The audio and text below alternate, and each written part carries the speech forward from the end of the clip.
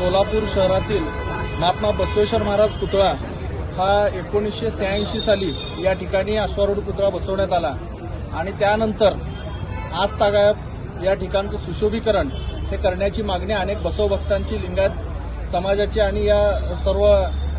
बसवप्रेमींची होती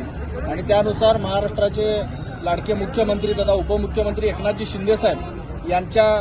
40 लाख रुपये विशेष निधीतून आणि त्यानंतर 35 लाख रुपयाच्या नवीन बजेटमधून जे सुशोभीकरण करण्यात येत आहे,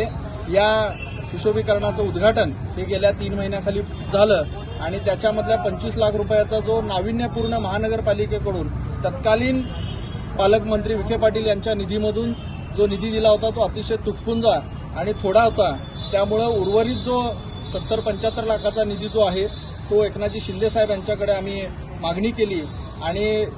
या मागणीला यश आलं आणि पहिल्या टप्प्यातले 40 लाख रुपये निधीचं काम हे या ठिकाणी आजपासून सुरू होत आहे आणि उर्वरित 35 लाखाचं देखील काम हे काही दिवसांमध्ये 40 लाखाच्या नंतर पूर्ण होईल। यामुळे मला अभिमान वाटतो की एक शिवसेनेचा साधा कार्यकर्ता म्हणून असताना सन्माननीय एकनाथजी शिंदे साहेब आणि समाजाच्या आशीर्वादामुळे, बसवभक्तांच्या प्रेमामुळे मला हे करण्याचं भाग्य लाभलं असं मी म्हणतो आणि मी आवर्जून एक गोष्ट सांगतो की कर्नाटकामध्ये नसेल असा भव्य दिव्य आणि एकदम सुशोभित असा पुतळा हा सोलापूरमध्ये साकारतोय। पुढील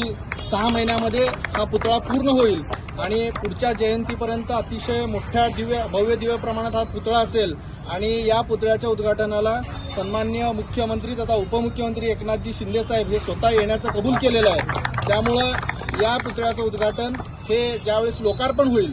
त्या दिवशी मात्र एक नयनरम्य सगळं दृश्य हे सोलापूरकरांना आणि आपल्याला बसवभक्तांना बघायला मिळणार आहे।